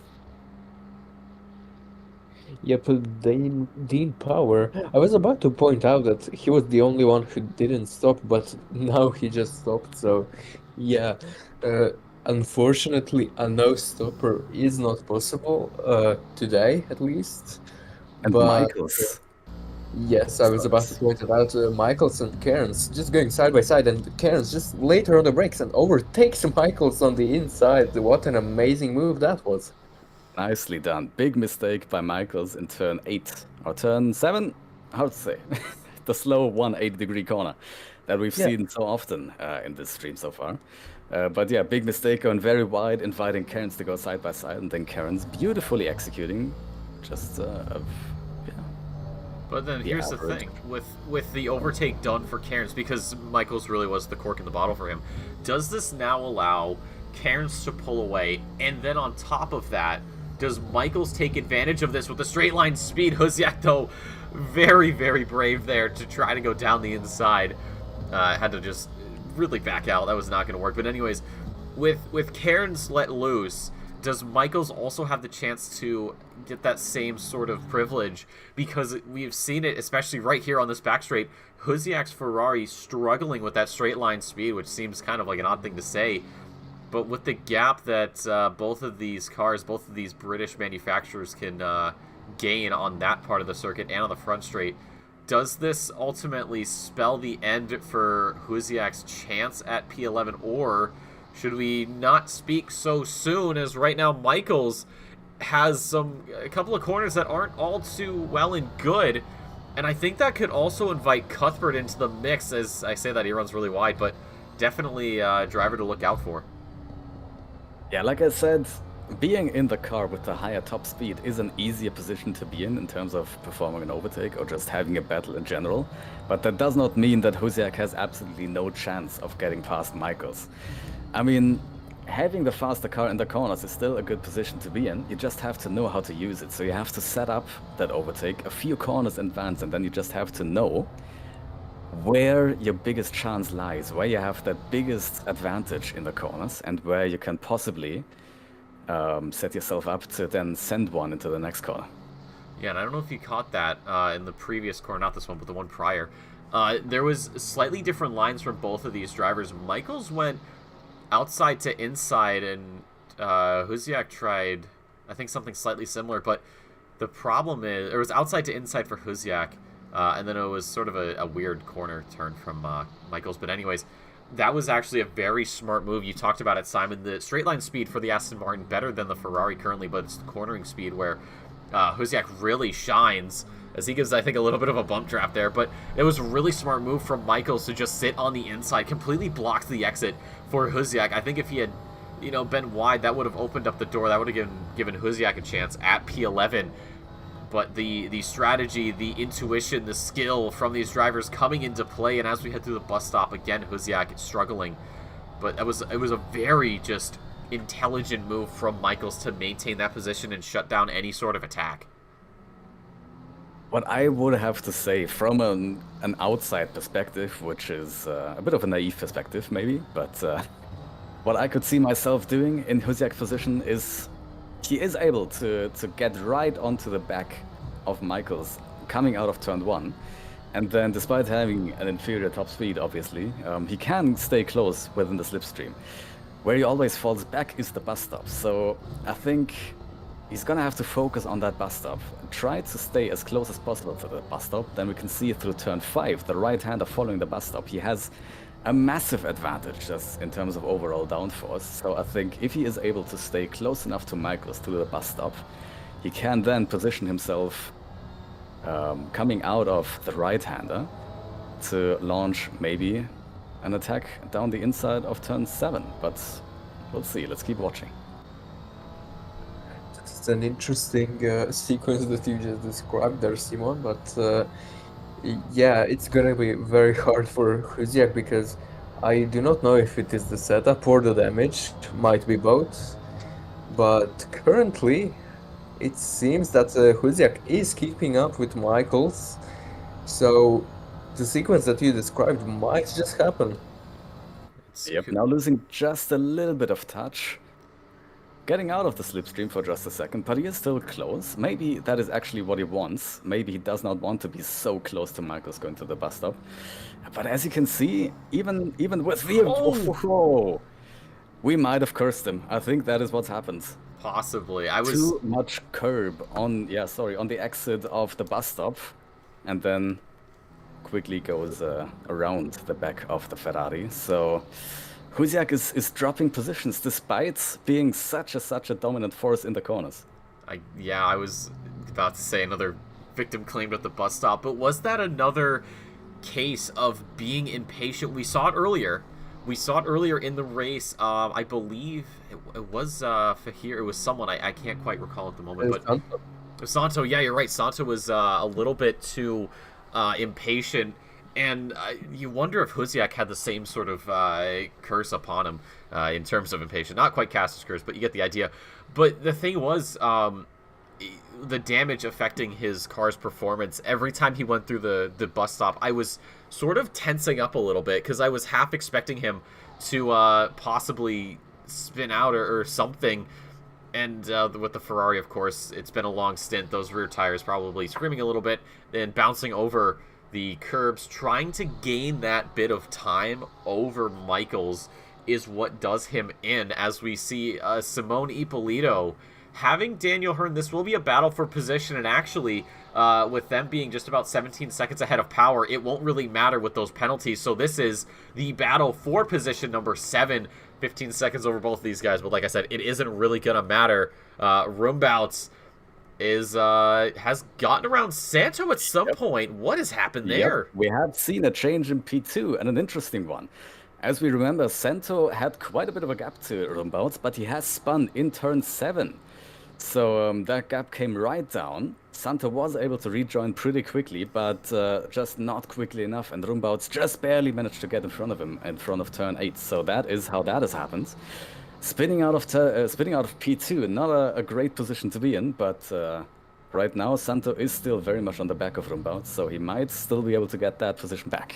Yep, we've got battles. We have, let's see, we've got Roombouts and Santo battling for P2. We have Ippolito and Hearn battling for P7. We've got Michaels and Cuthbert and even Uyamets here, the battle for P11. So right at the end of the race is where we're seeing all this action, which is incredible.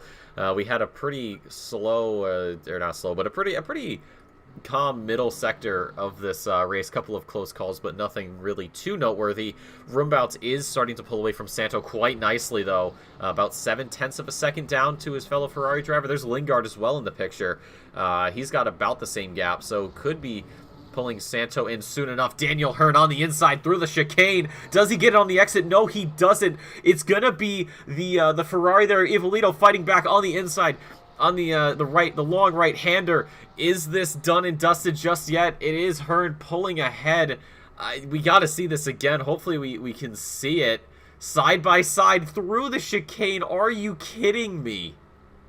Very, very impressive stuff. Not only going side by side through the chicane, but also you can see how close they get through turn 5. Just as close as they can possibly get without leaving the other too much space, but still keeping it clean.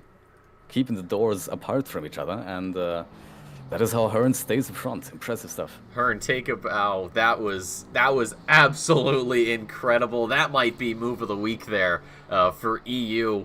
We had a couple of around the outside to the inside, but that was strictly side by side. It looked like incredible stuff. And I know I said earlier that just because you can doesn't mean you should, but it appears as though Hearn subscribes to a slightly different mindset, and in that regard, I respect the absolute hell out of it. Ryan Cuthbert finds himself in a very good position, though, right now. David Michaels running ahead, his fellow countryman from the UK, of course, but Cuthbert, of course, being Scottish, we respected Blue Power Ranger all the way. But, yeah, these two guys are really pushing each other. It's Michaels having a couple of corners that are a little bit scary, and running wide. Wondering if he's picking up some penalties for that. Hopefully not, though. Yeah, hopefully not any penalties coming through with 10 minutes to go in this race, but this is a very nice battle that we are seeing right here, and let's just not curse it like we did with the last one with Yep. Michaels. William Metz, though, a very good seat here in this party, and finds himself slowly but surely becoming a part of it, but maybe banking on these two drivers ahead, making a mistake somewhere and knocking each other out of the running, and that would give him a free P11 with, again, minimal effort. But as we go through the next couple set of corners, he doesn't get it all too well. Well, right on board, Ryan Cuthbert here, P12 for the number 13 Ferrari.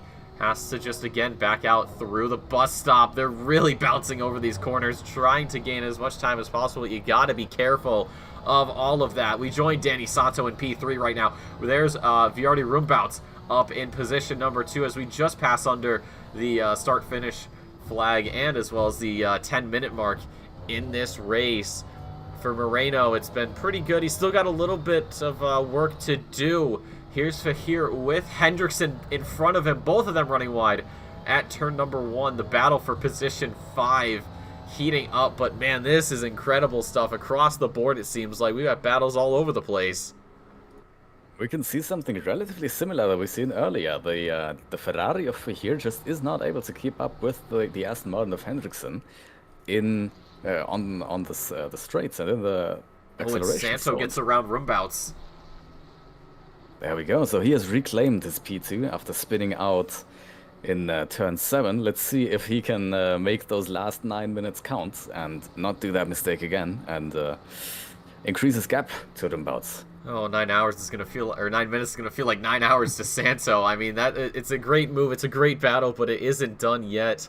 It looks like Michael's starting to get away there from Cuthbert a little bit. He's gained a couple of tenths. Huziak hasn't had the best of luck either. There's Hansen somehow finding his way into the mix. We didn't quite see that. I'm wondering if Uyamets had a bit of a spill somewhere that has allowed the Swede to join the fray. But equal machinery right now. And I think it's all down to driver skill and setup at this point for these three.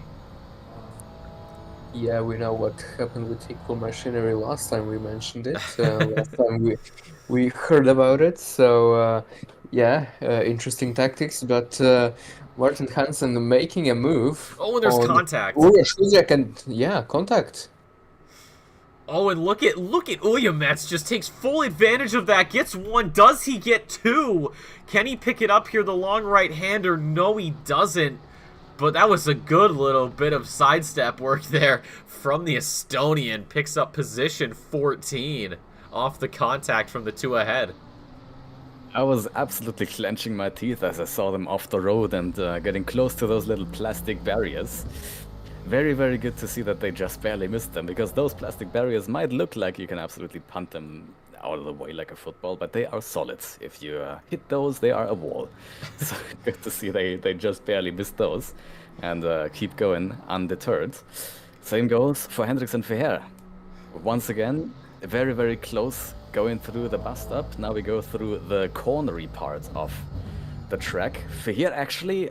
Hendrickson actually defending the inside, maybe a little bit over defensive. So invites Feher to try something around the outside, but that did not work. So the battle rages on.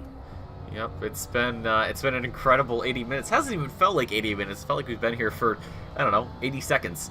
But we are just under 7 minutes to go here at Watkins Glen. It's Pierre Moreno. What a race he's had so far. Still, again, just a little bit more to go for the Frenchman, and he'll take home victory. Santo there, P2, but still not out of the woods yet. Does have roundabouts to keep him company. Jason Lingard kind of just on his own right now. I'm sure he's, willing to get a little bit of battles going, but for him, you can see him just up ahead as, just before our view got covered off by Hendrickson. But he'll be more than happy to just take it easy. The battle for 5th, though, is still boiling over. It seems like just about almost coming to blows here for both of these guys. And then you have to go down a little bit before you have Cairns, Michaels, Hernan Ippolito, I think. Or is it... oh, no, things are messed up. Timings are screwed up. My apologies. Oh, hold on. Side by side here. There's Cuthbert trying to make it work around the outside onto Michaels. Isn't going to come to fruition just yet, but still plenty of time. There's Uyamets finding himself in a very precarious situation, I think. Or no, he's spun, so some of the back markers have gone through. Or no, that isn't a back marker. I believe that's Abelstead actually going through, so Uyamets has lost a position. So everything is just getting all sorts of sideways and crazy here right at the end. Michaels and Cuthbert again still trading pace and possibly trading position here as we really get towards the finalization of tonight's event. But man, it's been incredible here at the Glen. This is why I love this track so much. So many nice just 1v1 battles around this track, and even if I said it's not super easy to launch an overtake here and make it stick, we've seen plenty of attempts so far, and they have been absolutely beautiful. So, and I mean, still 5 minutes to go, so we might not be at the end of those attempts. We still have plenty of nice 2v2 battles or 1v1 battles. We still have Michaels and Cuthbert. We still have Hendricks and Feher. Yep, we have plenty of battles here at the grid with just 5 minutes to go in this race, which is, I don't know, about 3 or 4 laps, but still plenty to be decided before we end this race. And what is being decided right now is the battle for position number 5. Balázs here, and please remind me of the first name of Mads Hendrickson, I think. Yeah, that's Mads him. Hendrickson, yes, are fighting it out here, with 4 minutes to go in the race, and it's very, very close and very exciting. Yep, We'll and see. We've seen Husiak. All sorts of problems. Abelstead, it looks like he's gone around Abelstead. Abelstead, of course, picked up that position, but it looks like it's been traded back. Both of them running a little bit wide there on exit. So good for them to keep things going. You got Taylor and Uyamets in the background as well, forming their own little party pack right now. There is Santo getting around a back marker. I can't quite tell who that is, but whoever it was is bouncing all over the grass. I believe that's Williams, actually. Yes, it is. That is Williams. And he'll have to let another car through. That is going to be Lingard. So another of the Wiz Motorsports guys really making a splash here at the Glen. We check back in. Michael's still... Despite everything, Cuthbert has not been able to find a way past, and if you're Michaels, that's a good thing, but if you're Cuthbert, not quite the same, because you want to get this position done, but the problem is you're just not finding the space. You get close, certainly, but by the time you get anywhere near the opportunity to actually overtake, the road's already run out, and you have to slot back in, just like we're seeing now at the bus stop. so impressively close to the bus stop. Even the battle between P11 and P12 is very, very close. And we go side by side once again into turn 6. Michael's actually really doing his best to keep it around the outside, but just does not work around such a long corner. So, sorry, Cuthbert. So Michael's does stay in front. Well, we'll see how many more attempts he's getting. I mean, there we go. And the next one is about to boil over. Abelstead and Husiak going through turn 7 right here. Very, very close in the middle of the corner, a little bit further apart again on the exit.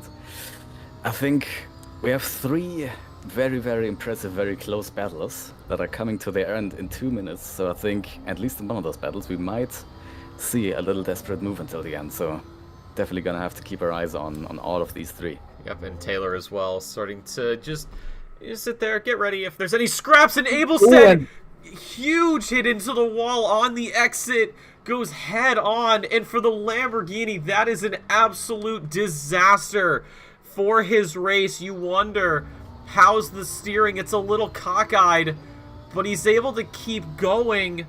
Let's right on board, and oh, it's a little too far back. I think, you know what? It might have been the inside corner. It might have been the inside of the corner that made him spin out, and Abelstead, just heartbreak right at the end. The Glen takes no mercy on anybody, it seems like. And things continue for everybody else. Final lap, though. So for a lot of these drivers, the next time they come around, they're going to have one more attempt. Michaels and Cuthbert are 2 of those drivers. Hendrickson and Fahir as well, part of that group. Santo and Rumbouts, you could even argue they've got some battling to do. And Husiak has Taylor to worry about. Oh, and we've just lost Cuthbert! What is going on at the end? The Tango car goes around, but it takes 2 to tango. Unfortunately, there's no partner. What is happening? Has he just gotten a little bit too eager? He goes onto the grass. Yeah, just clip the grass and spun out the car. Very lucky to not have a lot of damage there, but very unfortunate. And we lost 2 cars in less than a minute, which is, I think that's a new record. Oh no, it's not a new record because the start of the race was quite something. Yep, and that pushes Cuthbert into Husiak, who does look down the inside.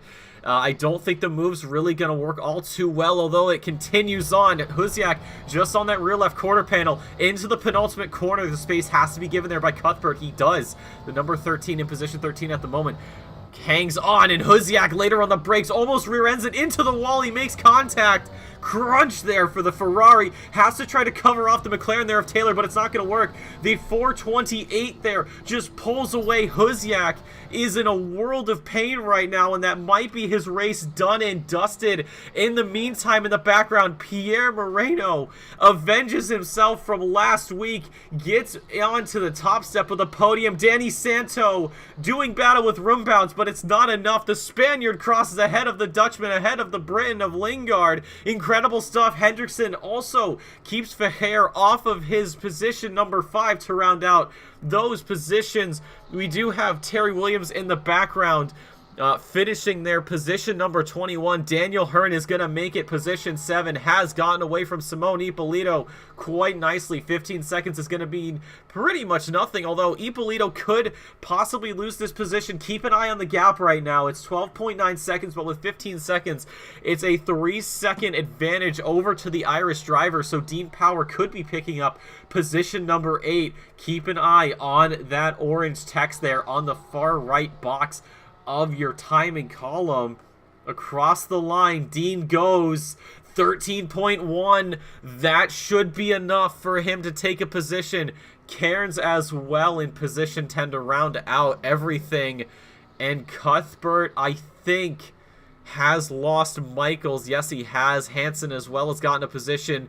There's Gavin Taylor in the McLaren and Uros Huziak. What an unfortunate end for him. Abelstead as well. Huneveld, Son, Tuska still has to cross the line, but God, this race right at the end, anything can happen in the OOR, and that has been on full display. Cuthbert ahead of Taylor, ahead of Huziak, 13, 14, and 15. One more spin for the tangoed Ferrari, and this time it's going to go a lot nicer. It was a very nice little move at the end there from the Tango Ferrari. But what a finish. I did not know where to look. I am impressed that you were able to keep a straight voice, Nick. You definitely helped to make that finish as exciting as possible. But yeah, there we go. That was the race. That was the finish. That was quite something. I'm very, very pleased with that race. There was absolutely no dull moment in that entire race. What do you think? Not at all. Yeah, Charles? I do agree with that. It was amazing. I mean, I just do not know what happened in those last 2 minutes. Couldn't tell you. Incredible. It was amazing, but that is the end of the 80-minute race here at the Glen. Let's take a look at your standings for the race. Overall, Pierre Moreno, the driver from last week who just lost out to Daniel Hearn by 20 seconds, decides that he's going to do something similar. Finishes 20 seconds ahead of Santo, who also has Rumbouts on the top step. 2 Ferraris there on the podium. But Lingard, man, what a race, a couple races he's had. Incredible stuff. Really showing his stripes. Would not be surprised if he's promoted into the Pro category, even Pro-Am. Speaking of Pro-Am, it's Hendrickson running out that top 5 for the Pro-Ams. Hendrickson, of course, on top of Pro-Am. It's Powers, who does pick up some positions there at the end, I believe. Yes, he does. Just pushes Ippolito down. So it's Hendrickson, Power, Cairns, 3rd. Hansen, 10 seconds, though, is able to stay ahead of Abelstead, 4th and 5th. And then for the amateur class, a better turnout here tonight. It's Taylor ahead of Huneveld. Son with 10 seconds does manage to stay ahead of Shop, who does have Williams there as well in the top 5. And then for the underrated, of course, it's Lingard. But again, Lingard definitely should be in the Pro category updated. But gentlemen, that's going to do it tonight. And before we get to the closing comments, of course, one final shout out to Simrigs for sponsoring Season 13 of the Sprint Series. We've talked about them plenty of times last season. We're going to do plenty of it this season. Melbourne-based sim racing supplier, Australia, New Zealand, y'all are covered. No problems there. Outside of that, it's going to be an email to get business going. And our OR Patreon members do get 5% off their in-store purchases. But Simon, Charles, another race in the books. Closing final thoughts before we send everybody home for the evening. I just think it's been a great race today, very exciting, and yeah, it's just been great, I think. Watkins Glen has not disappointed. I think we've seen why the community loved this track so much. And while we predicted quite a bit of a strategy battle at the start of this race with no mandatory pit stops but an 80-minute race, we didn't even really get to focus on that strategy battle. There were so many on-track battles going on that that is the only thing we looked at, and that is quite a bit more exciting than a strategy battle, I would say. So I'm very pleased with this one. Well, I can agree with all that. And of course, voting for Driver of the Day, Sportsmanship Award, Best of the Rest, and Best Livery will be open and available, I believe, probably tomorrow at the latest. But make sure you vote. We'll give you the results of that next week. But other than that, ladies and gentlemen, that's going to do it for us here in the booth. I'll be back later here in about, I'd say 4 hours to do North American Sprint. Hopefully they can give us the same amount of action that we saw here tonight with EU. But on behalf of myself, Simon, Charles, and everybody here at the OOR, we'd like to thank you so much for stopping by. Hope you enjoyed your stay. Make sure to like and subscribe, all that fun stuff.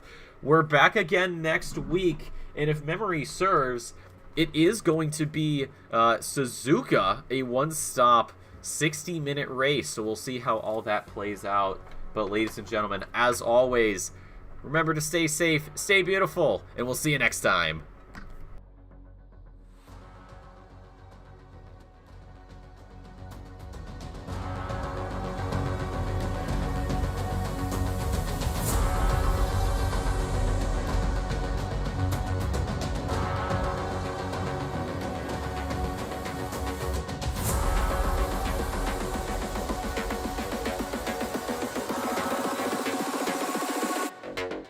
I can't take this.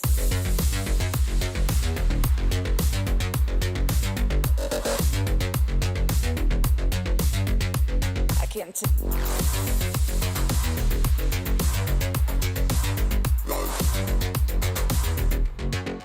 I can't take this.